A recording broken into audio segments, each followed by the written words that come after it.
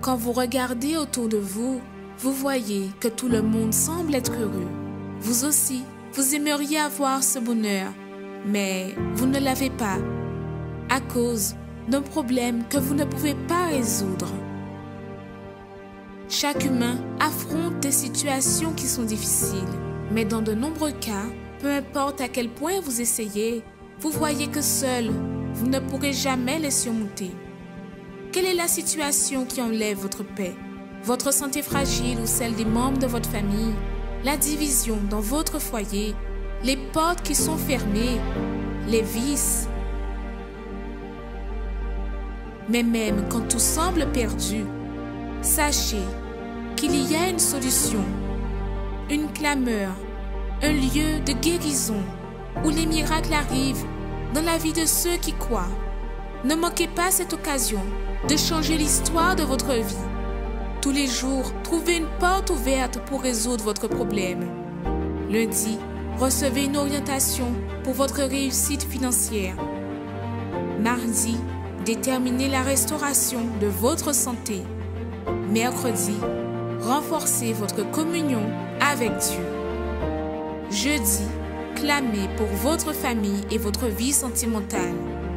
Vendredi, venez chercher la délivrance spirituelle. Samedi, priez pour tous les cas qui sont impossibles. Et dimanche, commencez la semaine avec la bonne direction de Dieu. Universel d'hommes, en Hawaï.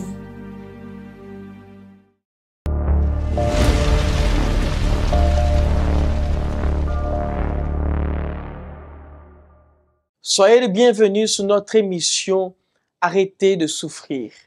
C'est un plaisir d'être là avec vous. Que le Seigneur vous bénisse, vous et votre famille.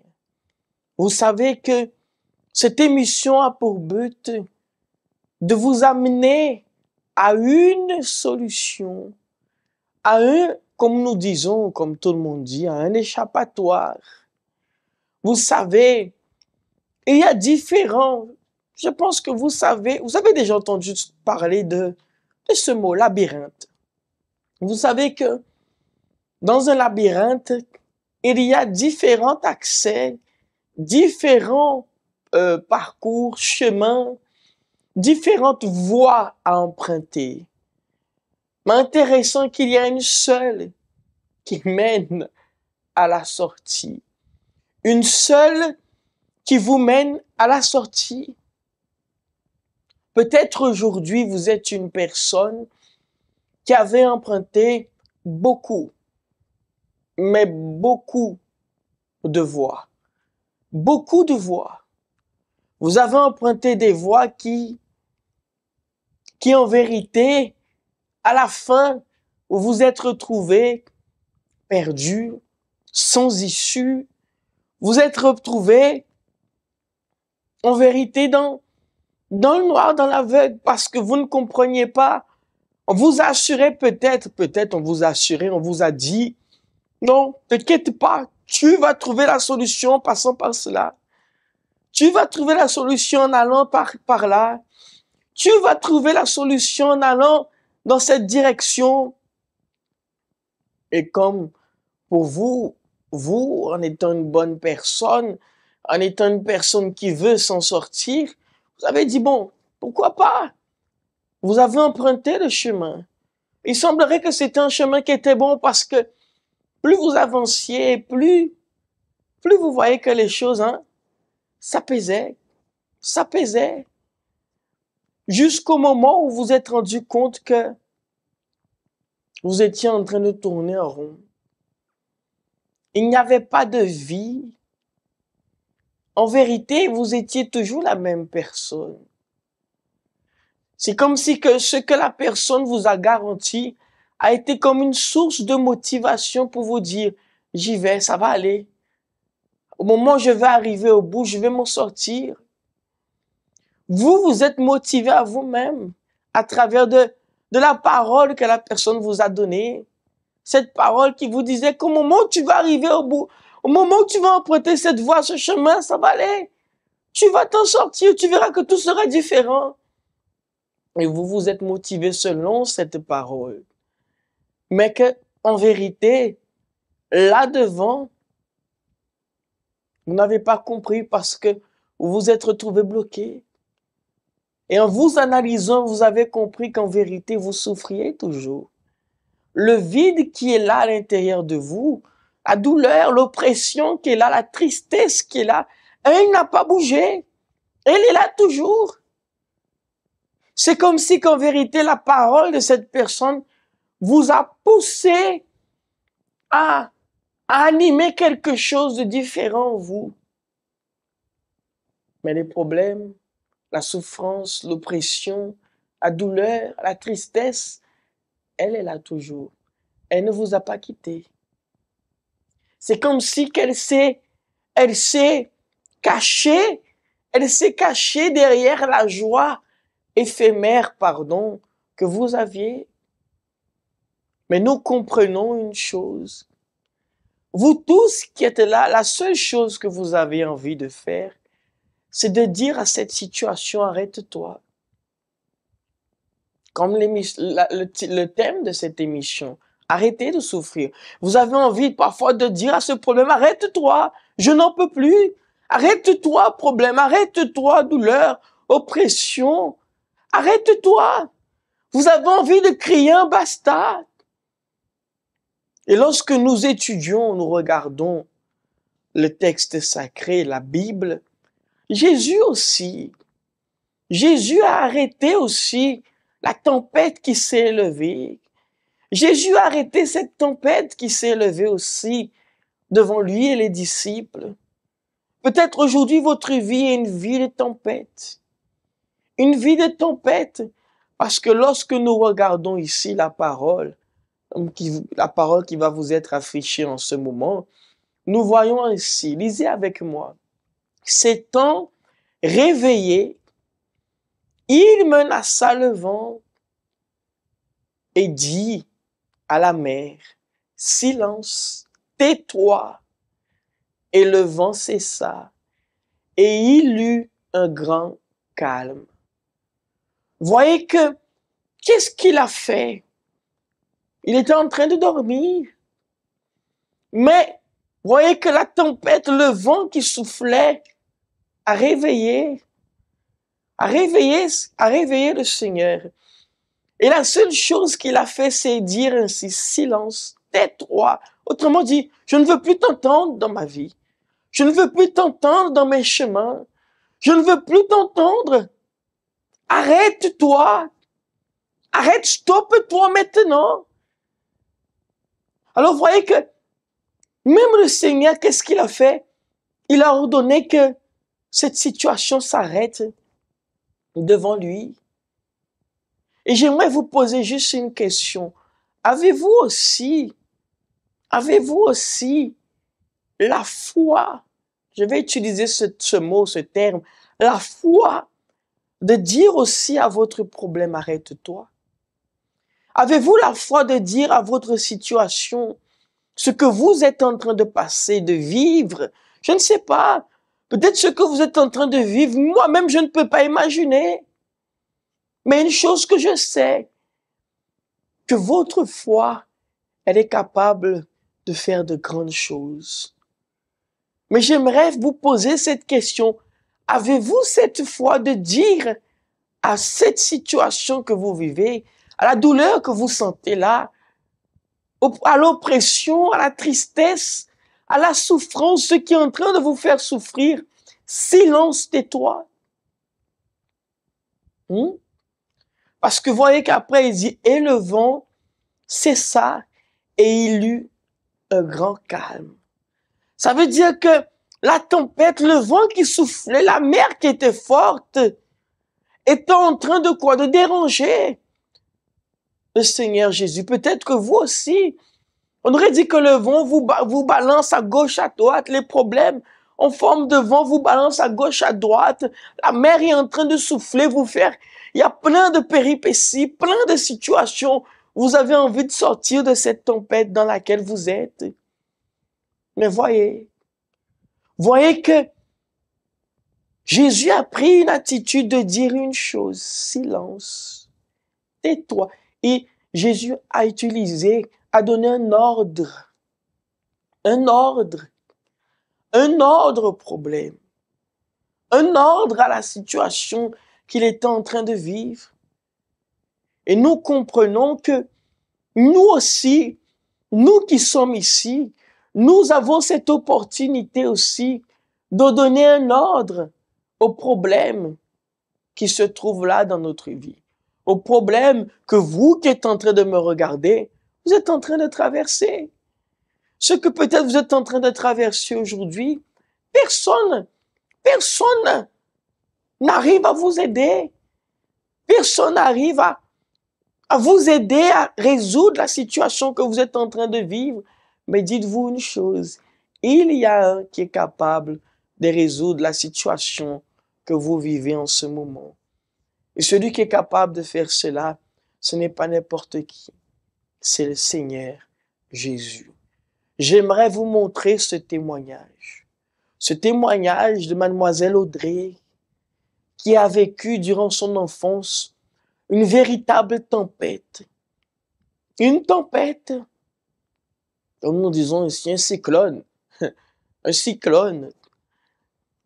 Durant son enfance, il y a eu beaucoup de vents qui ont frappé à gauche, à droite. Mais elle a su trouver la véritable solution. Elle a su dire à cette tempête, silence, tais-toi.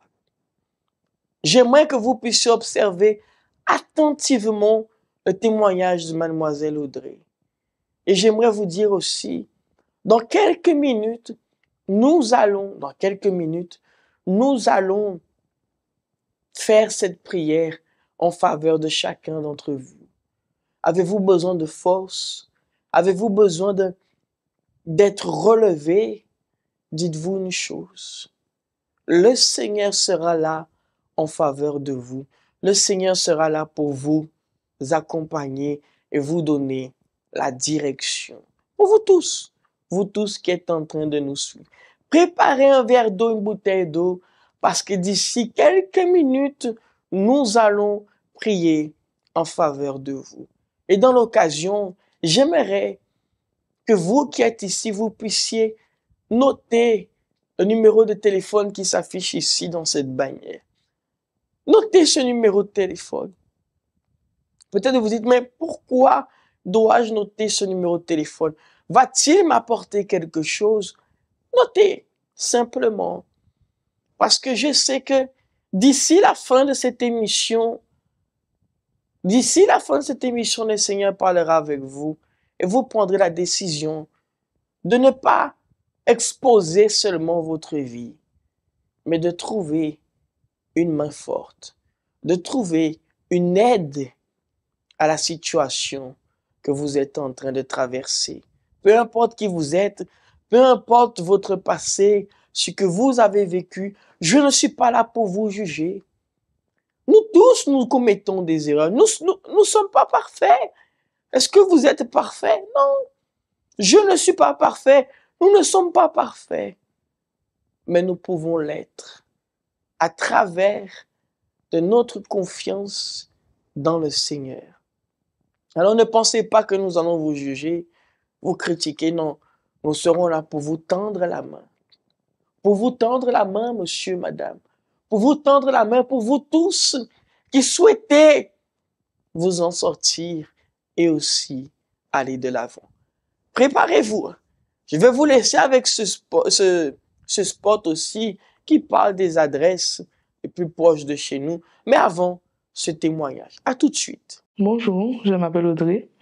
Avant d'arriver au centre d'accueil, j'étais perturbée, parce que j'ai grandi avec ma mère qui était alcoolique. Et en fait, quand j'étais petite, tout allait... J'avais pas encore conscience de ce que je vivais. Donc du coup, j'avais la joie de vivre comme un enfant. Et j'avais tout ce qu'il me fallait. Mais au fur et à mesure, j'ai vu qu'il y avait un problème dans mon foyer. J'avais constaté que ma mère était dépressive, elle buvait beaucoup d'alcool. Elle aimait beaucoup s'amuser, mais avec une souffrance qu'elle portait en fait. Et sa souffrance a été ma souffrance. Donc en grandissant, j'ai vu qu'avec elle, elle buvait de l'alcool. Je recevais des humiliations. Parfois, elle me disait qu'elle m'aimait, mais après, un autre jour, elle me disait que je t'aime pas ou que je veux plus de toi et je t'avais pas désiré. Et ça a été un grand poids, en fait, un grand poids sur moi. En même temps, je me disais, mais non, c'est parce que c'est l'alcool. Mais il y a des jours où ça devenait encore violent aussi. À l'école, je réussissais, mais après, j'ai fait que chuter. Et envers de m'aider, ben, c'est comme si c'était ma faute. Donc je me suis dit, mais pourquoi je suis là? Pourquoi je suis née? À un moment donné, j'écrivais beaucoup et pour exprimer en fait ce que j'avais à l'intérieur de moi, pour ne pas faire commettre de suicide. Et je ne pouvais parler à personne. Je voyais des psychologues, des médecins parce que je prenais du poids aussi. Et personne ne pouvait m'aider, personne ne pouvait me comprendre. Je pensais tout savoir. Ma mère, j'ai pas eu vraiment un bon exemple. J'étais pas pour les principes. Mais quand je parle de principes, je parle d'être une femme. D'être une femme qui se respecte. Parce que je ne me respectais pas. Je ne savais pas c'était quoi le respect d'une femme. Je ne savais pas c'était quoi la valeur d'une femme. Parce que j'ai vu que ma mère souffrir. Je n'ai vu personne en fait lui donner aussi de la valeur. Et j'avais tout perdu. En grandissant dans cet environnement, j'ai tout perdu. Je ne savais pas c'était quoi vraiment une femme. On m'avait invité au centre d'accueil, mais je venais et je me posais pas la question. Est-ce que ça peut changer ma vie? Je ne posais pas de questions et je venais et je repartais. Je venais, je repartais. Ça n'avait pas changé parce que je ne prenais pas les choses au sérieux. Et quand j'ai perdu ma mère à cause de l'alcool, à cause de la cigarette, à cause de la dépression, ça a été un gouffre total parce que c'est là que j'ai réalisé qu'elle était quand même mon repère. Malgré tout ce qu'on avait vécu, je l'aimais énormément. C'était quand même ma référente en quelque sorte parce qu'elle tenait ferme par rapport aux difficultés. Mais elle avait besoin de quelqu'un de plus fort pour pouvoir vaincre les situations. C'est comme si qu'elle survivait et pour moi c'était ça, la vie, survivre. Alors que non. Quand je suis tombée vraiment de bas par rapport à la dépression, je ne trouvais plus d'issue de secours. Pour moi, c'était vraiment le suicide que je pensais parce que j'avais plus d'appui. Alors, quand j'ai vraiment commencé à penser au suicide, comment j'allais en finir avec ma vie, c'est là que j'ai reçu l'invitation de ma tante. Et je me suis dit, là, mon Dieu, je pense que c'est toi qui viens me chercher parce que si c'est pas toi, j'ai pas de solution. Donc, c'est là, quand je suis revenue, j'ai pris au sérieux. J'ai écouté la parole, j'ai commencé à mettre en pratique tout ce qui sortait sans me poser de questions de « ah oui, qu'est-ce qu'ils vont faire ?» Non, je me suis vraiment donné, en fait, j'ai fait vivre cette foi qu'on parle, qu'on prêche. Parce qu'on a la foi, mais elle est endormie. Et c'est à travers les propos qu'on réveille la foi. J'ai commencé à évangéliser, j'ai commencé à changer d'attitude parce que j'étais quelqu'un de colérique. J'ai dû changer beaucoup à l'intérieur de moi, la haine que j'avais envers ma mère. Malgré qu'elle était décédée, j'avais la haine envers mon père aussi. Parce que le fait que j'ai pas connu de foyer exemplaire, j'avais beaucoup de haine envers ma famille. Mais je donnais de l'amour malgré cela. Mais j'avais beaucoup de haine. Et quand j'ai vu cela, j'ai dû faire les démarches pour le pardon. Même envers ma fille, parce que je m'énervais. Et quand je m'énervais, je voyais personne. Donc j'ai dû faire les démarches. Même petite, j'ai eu l'humilité de lui demander pardon. C'est pas facile. Mais lorsqu'on a Dieu, on y va et après c'est lui qui fait le reste. Et par la suite, j'avais connu le jeûne de Daniel et ça a été un combat. Ça a été un combat, mais j'ai pas lâché parce que à l'intérieur de moi, il fallait que j'ai cette aide, le Saint-Esprit. Il fallait que j'ai cette aide parce que sans le Saint-Esprit, je pouvais tout lâcher, tout abandonner encore une fois. Parce que j'ai connu c'est quoi le fond du puits. Je ne voulais plus reconnaître cela. Et c'est seulement le Saint-Esprit qui pouvait me donner cela. Donc, quand j'ai entendu parler du Saint-Esprit, j'ai dit, mon Dieu, j'étais venue pour changer tout ce qui était à l'extérieur. Pas pour changer des choses à l'intérieur de moi. Mais quand j'ai entendu parler du Saint-Esprit, ce que le Saint-Esprit faisait, la joie, la paix, malgré les difficultés, malgré les luttes, mais on a la paix, on a Dieu avec nous, à l'intérieur de nous. J'ai tout laissé comme objectif et je me suis consacrée au Saint-Esprit. J'ai commencé à jeûner, à prier. Ça a été une guerre. C'était soit j'abandonne ou soit je continue la course. Mais j'ai dit, bon, je reste. Et il y a eu l'opportunité de la campagne d'Israël. Et c'est là que j'ai reçu le Saint-Esprit. C'est là que j'ai reçu le Saint-Esprit. J'ai reçu cette paix, cette joie, cet amour que Dieu a pour nous. Et c'est là que j'ai dit, là maintenant, je peux continuer à lutter maintenant. Là, je peux continuer à lutter, mais pas toute seule, avec lui. Ce que le Saint-Esprit a changé, c'est d'abord moi, à mon intérieur, parce que je me sentais beaucoup seule. Beaucoup seule, il fallait que j'ai un appui quelconque. Et depuis que j'ai le Saint-Esprit, je me sens plus seule. Je ne porte plus le poids que je portais avant. Je suis libre. Je suis libre, j'ai la joie, j'ai la paix, même s'il y a des difficultés. Même ma fille, elle voit, il y a le changement. Je ne m'énerve pas, je ne saute pas sur des occasions pour pouvoir me défouler parce que j'ai la paix, je suis libre. Il faut le Saint-Esprit pour connaître véritablement Dieu et vivre en fait une vie avec lui. On a besoin du Saint-Esprit pour avoir la paix, la joie, la véritable paix et la véritable joie. Parce qu'on a la joie qui se termine dans les fêtes, des choses comme ça. Mais ça, c'est éphémère et ça se termine très vite. Et le plus souvent, ça nous engendre des problèmes. Sachant qu'avec le Saint-Esprit, on a la paix, on a la joie, on n'a pas besoin de divertissement qui pourrait nous mettre en danger. Avec le Saint-Esprit, on a la force aussi pour vaincre les choses qu'on n'arrive pas à vaincre par nous-mêmes. Connaissez-vous nos centres d'accueil universels ici dans les Dômes? Notre siège est situé en Guadeloupe, aux Abîmes, au 6 Morne-Verguin, en face de la Brède, entre le KFC et le McDonald's. Nous avons aussi nos centres d'accueil à Pointe-à-Pitre, au 29 quai Lefebvre, en face du parking du port. À Baïf, au 51 impasse Louis Blériot, Zac des Pères Blancs, derrière le Super U. À Saint-François, à la rue Charles Junon, à 100 mètres du marché de la Rotonde. Nous sommes aussi en Martinique, au 42 rue Garnier-Pagès, proche du Leader Price à Fort-de-France.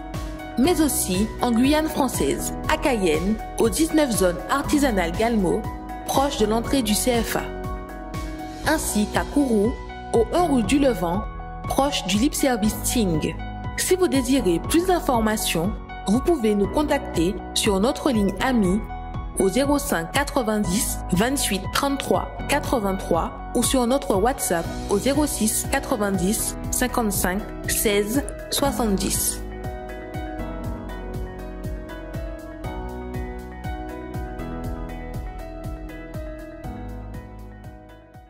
Audrey a pris une décision de dire à cette tempête, silence, tais-toi, ça suffit.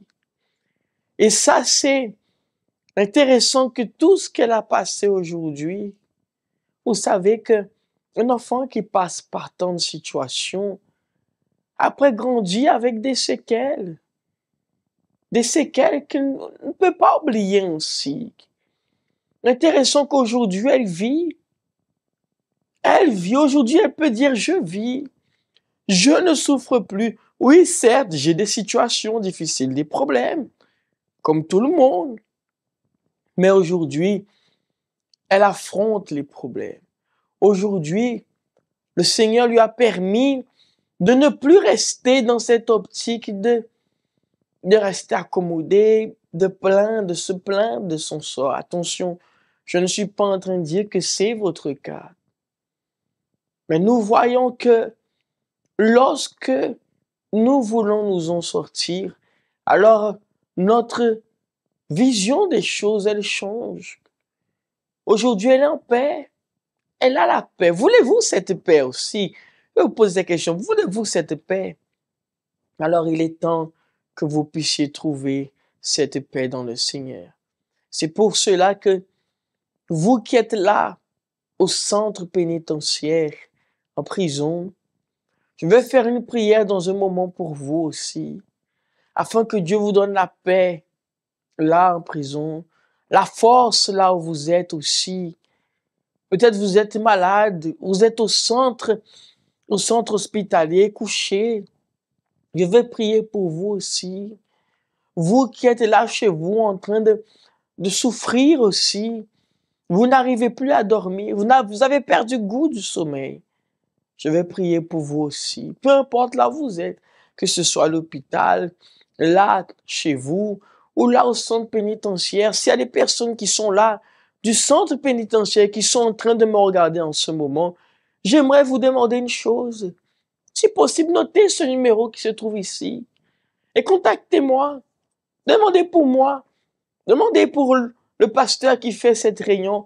Arrêtez de souffrir afin que je puisse rester en contact avec vous, prier pour vous, afin que Dieu, bon Dieu, bazote en belle force la zoé là, parce qu'elles ont besoin. C'est pour cela que j'aimerais que nous nous préparons déjà pour notre prière. S'il vous plaît, préparez là votre verre d'eau, votre bouteille d'eau. Dans quelques minutes, nous allons prier en faveur de vous. À tout de suite. Parler avec bon Dieu, c'est ça nous toutes besoin.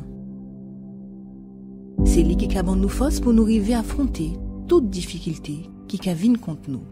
Pareil en de l'eau, c'est moment à la prière. Seigneur mon Dieu et mon Père, je prie en faveur de tous ceux et celles qui sont chez eux, qui ont besoin de toi, besoin de ta force, besoin de ta direction, besoin d'être relevés, des personnes qui ne veulent plus souffrir. Je prie aussi en faveur de tous ceux qui sont là à l'hôpital, qui me regardent aussi, qui sont malades et qui cherchent une solution, qui sont peut-être désespérés, qui n'arrivent plus à croire que Dieu va exaucer leurs prières, qui n'arrivent plus à croire que le Seigneur est là en faveur d'eux, des personnes qui ont perdu foi, qui ont perdu goût à la vie, des personnes qui se disent « je vais mourir et un point c'est tout ». Seigneur, montre à cette personne que tu es là, que tu ne l'as pas abandonné, que tu vas la l'ôter de cette situation. Je prie en faveur aussi de ceux qui sont là en prison. Oh Dieu, viens bailler en force, viens bailler en belle force, viens faire en sorte que là, il est là en prison, il peut trouver la paix.